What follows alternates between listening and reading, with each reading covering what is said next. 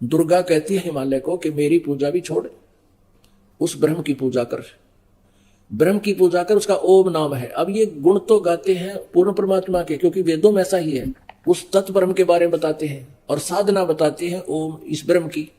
तो ये कह रही है कि उस ब्रह्म का क्या स्वरूप है ये बताती हूं, वो ऐसे है वैसे है।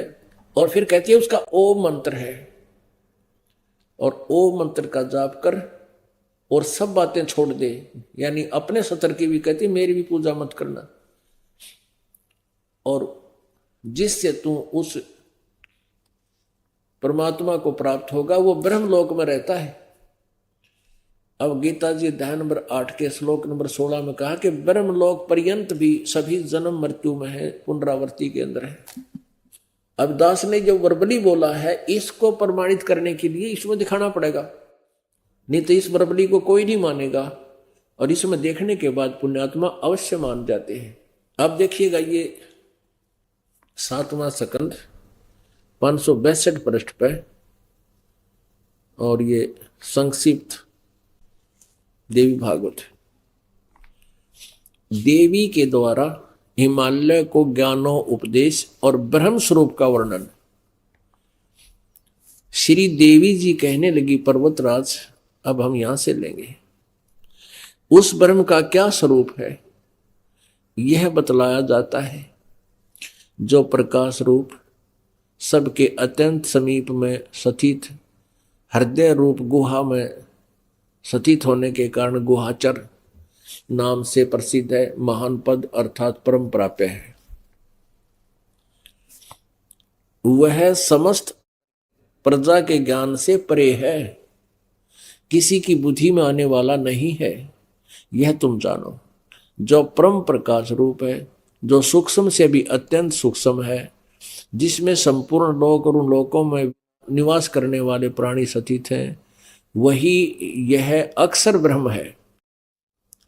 अब देखो दुर्गा को कितना ज्ञान है, ब्रह्म को अक्षर पुरुष बोल रही है, अक्षर पुरुष, पुरुष को होते ब्रह्म को अक्षर ब्रह्म, और वही सबके प्राण है, वही सबकी वाणी है, और वही सबके मन है। वह परम सत्य और अमृत अविनाशी तत्व है। सौम्य उस वेद ने योग लक्ष्य का तुम वेदन करो, मन लगाकर उसमें तन्मय हो जाओ।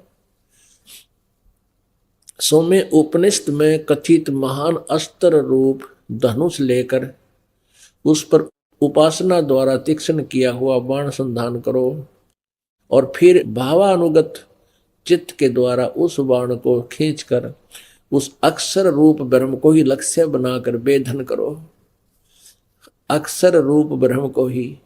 और मंत्र बता रही है फिर, ओम धनुष है प्रणव, ओम धनुष है, जीवात्मा बाण है, ब्रह्म को उसका लक्ष्य कहा जाता है। यानी जीवात्मा जीव जो है ओम का जाप करे, ब्रह्म प्राप्ति उद्देश्य हो, उस एकमात्र परमात्मा को ही जाने, दूसरी सब बातों को छोड़ दे, यानी कोई साधना नहीं करनी, मेरी भी नहीं करनी, सब छोड़ दे, इससे ये सिद्ध है।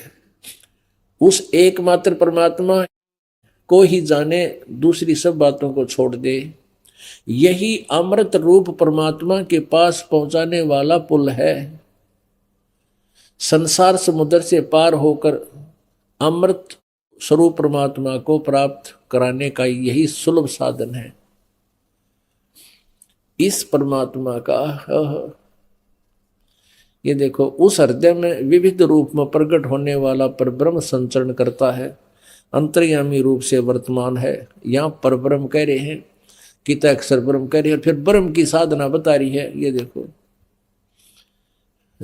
ओम ओम ओम का नाम जप है और ब्रह्म उद्देश्य हो।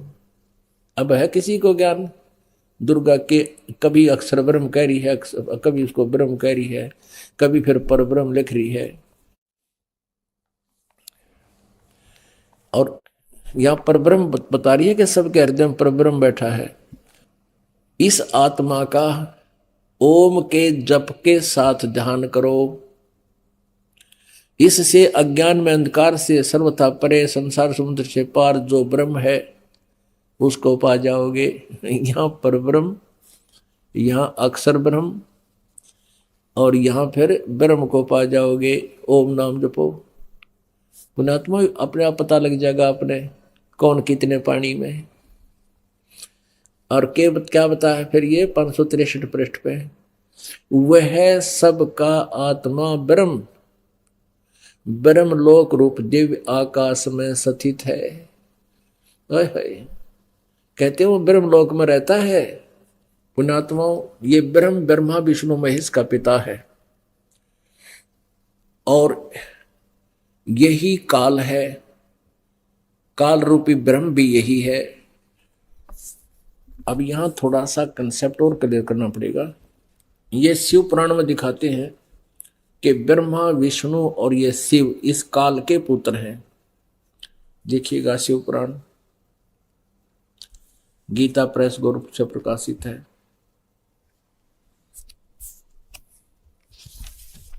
हनुमान प्रसाद पोदार इसके संपादक हैं,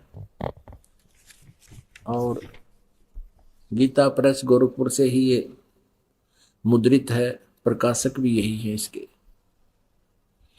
गीता प्रेस गोरखपुर।